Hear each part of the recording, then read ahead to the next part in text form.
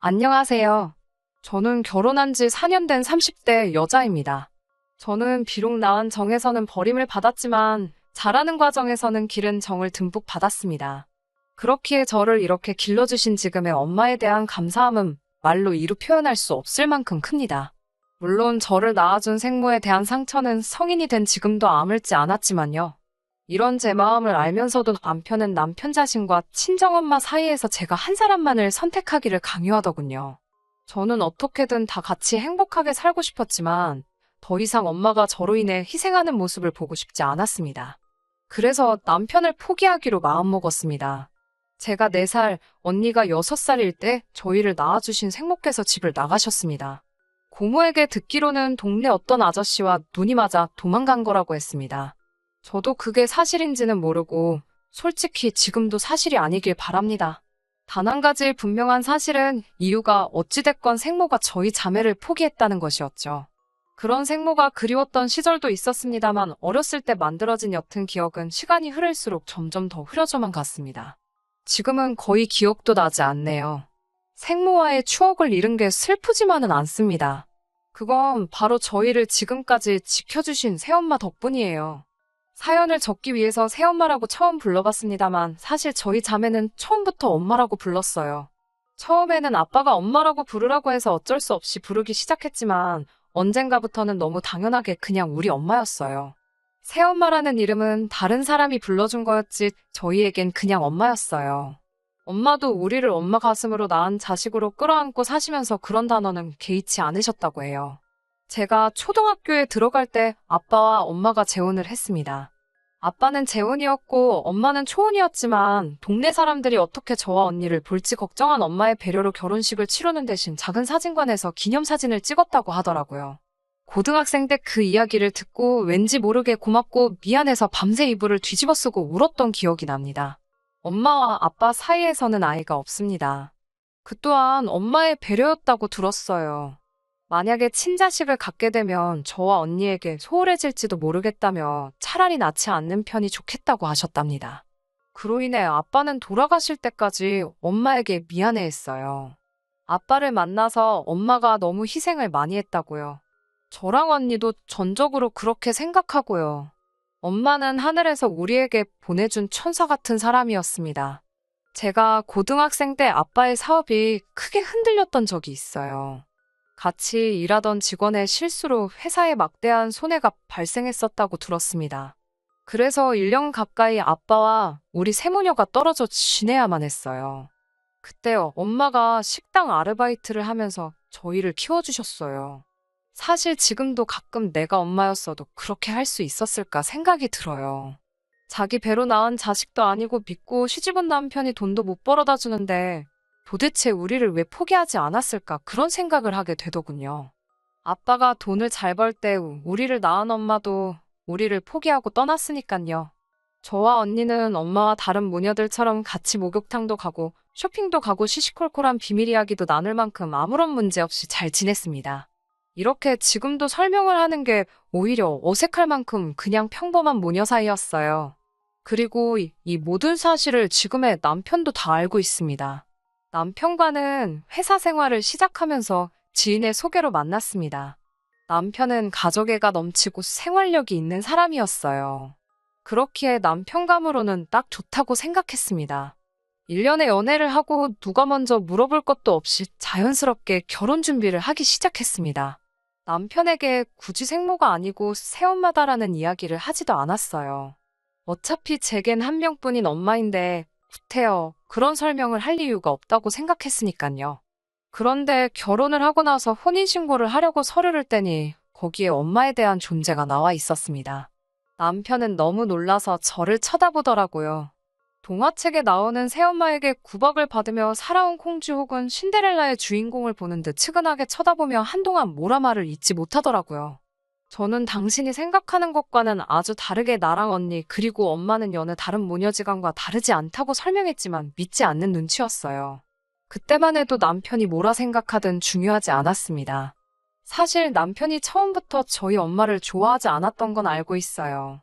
나중에 남편의 행동들을 돌이켜 생각해보면 피도 안 섞인 남인데 자기가 장모 대접을 할 필요가 없다고 생각했던 것도 같아요.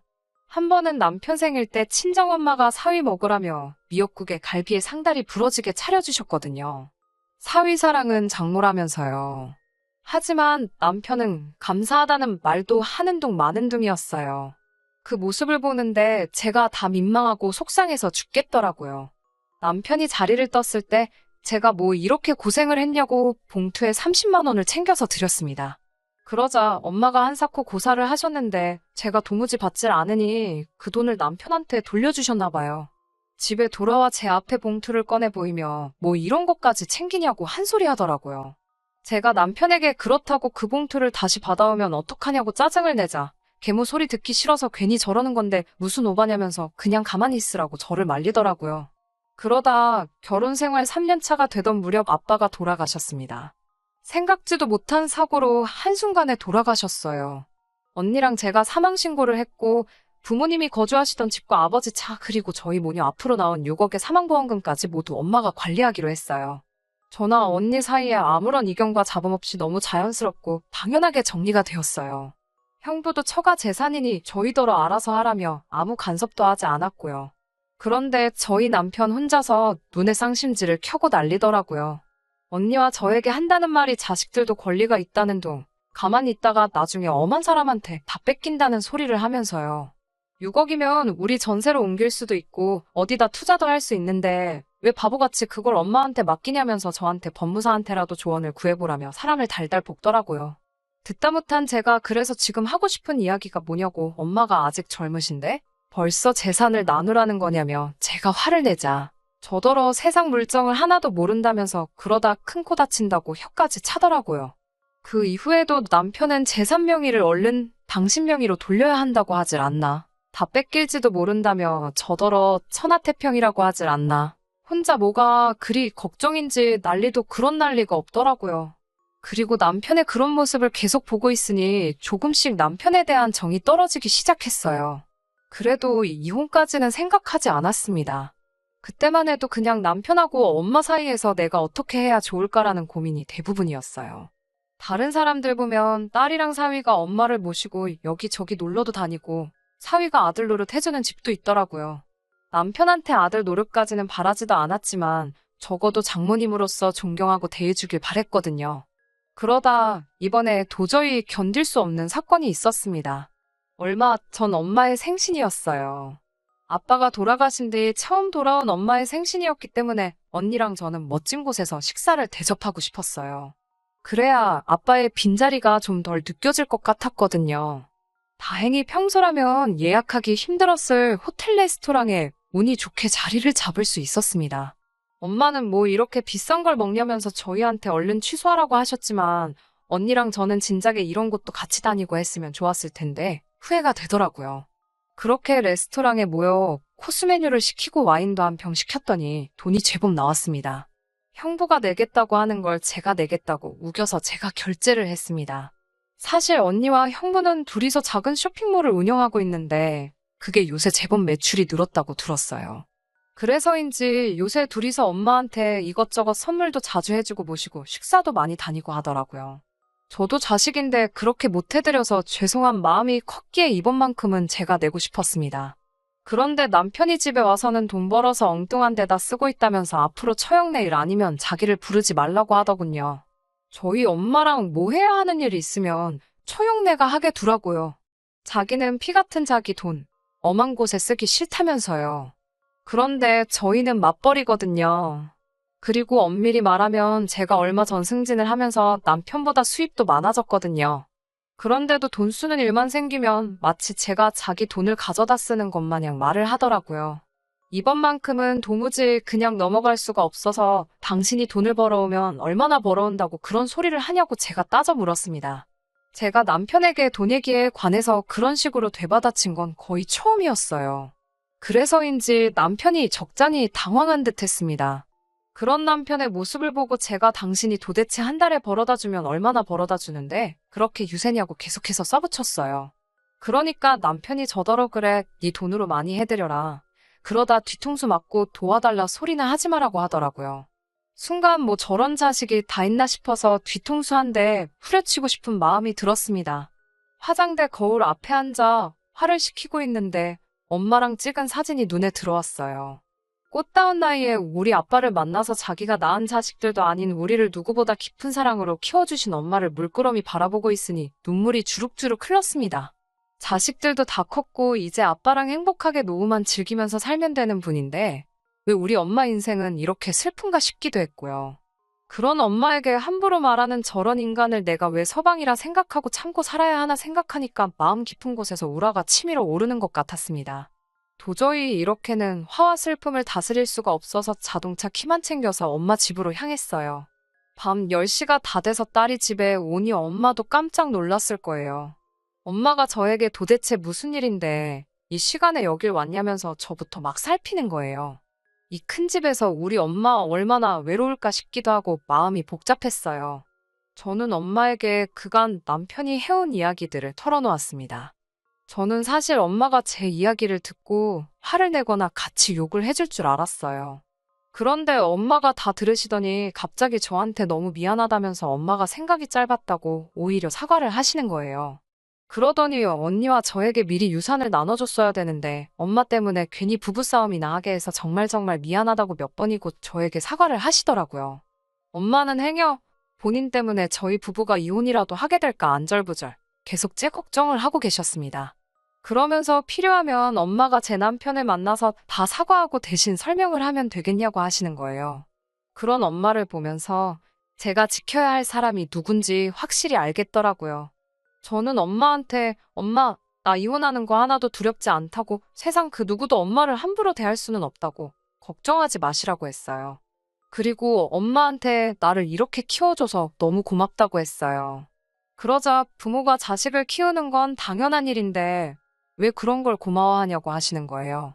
하지만 엄마랑 저는 결국 서로 부둥켜 안고 한참을 울었습니다. 눈이 퉁퉁 부은 채로 집에 오니 남편이 저를 어이없다는 듯이 쳐다보더라고요. 그래서 내가 곰곰이 생각해봤는데 당신이 우리 엄마를 싫어하는 건 확실히 알겠더라고 말했어요. 그러자 남편이 저더러 자기가 말이 심했으면 미안하지만 엄연히 너를 키워주신 그분은 피 한 방울 안 섞인 남이라면서 지금이라도 빨리 필요한 법적 절차가 있으면 밟으라고 하더라고요. 저는 남편에게 하지만 당신도 나랑 피 한 방울 안 섞인 남이잖아라고 물었습니다. 그러자 남편이 어떻게 자기랑 저희 엄마랑 같냐는 거예요. 자기는 남편이고 저희 엄마는 그냥 생모 대신 저희를 키워준 사람일 뿐이라면서요. 그래서 아무리 생각해봐도 고작 몇 년 같이 한 당신이 우리 엄마를 그렇게 모욕하는 건 말이 안 된다고. 지금이라도 우리 엄마랑 나한테 진심으로 사과하면 이혼은 하지 않겠다고 했어요. 그러자 남편은 오히려 저더러 제정신이냐면서 자기는 진심으로 저를 걱정해서 하는 말인데 머리가 어떻게 된 거 아니냐고. 너 키워준 사람이 너한테 그렇게 말하랬냐면서. 너네 계모가 너네 아버지 재산 독차지하려고 진짜 엄마인 척 너를 세뇌한 거라고 말하며 자기가 당장 가서 가만 안 두겠다고 그러더라고요. 그때 형부와 언니가 저희 집에 찾아왔어요. 엄마 집에서 나오면서 언니에게도 전화해 그동안 남편이 했던 막말들을 다 전했거든요. 현관을 열자 형부가 대뜸 저희 남편한테 싸가지 없는 자식이 우리 장모님을 그딴 식으로 생각했단 말이냐며 바로 남편을 주먹으로 날렸습니다. 그러자 놀란 언니가 여보 그만하라며 형부를 막아섰어요. 저는 남편에게 우리 이혼하자고 알다시피 당신이나 나나 각자 벌어서 공동으로 생활했고 이 집은 어차피 월세였으니까 나눌 재산도 없으니 그냥 깔끔하게 갈라서 자고 했습니다. 남편은 그제서야 자기가 말이 심했던 것 같다고 하지만 정말 저를 생각해서 한 말이라고 다시 생각해보라고 하더군요. 하지만 저는 그 말을 믿지 않았어요. 남편이 오로지 엄마가 가진 재산이 탐나서 저와 엄마 사이를 이간질한다는 생각밖에 안 들더라고요. 다행히도 형부랑 언니가 옆에 있어줘서 저는 제 집만 챙겨서 엄마 집으로 갔습니다. 형부는 행여나 처제 쫓아가고 그러면 가만 안 둔다고 엄포를 놨어요. 엄마는 이 모든 일이 자기 때문인 거냐며 다시 눈물을 흘리셨습니다. 자식 앞에 걸림돌이 된 것 같다며 몇 번이고 미안하다는 엄마를 보니 가슴이 찢어질 것 같았습니다. 이튿날 바로 강남에 있는 유명한 변호사 사무실에 가서 상황을 설명하고 이혼을 하고 싶은데 가능하겠냐 물었습니다. 다행히 두 변호사를 만났는데 모두 귀책 사유가 남편한테 있기 때문에 위자료까지 청구할 수 있다고 하더라고요.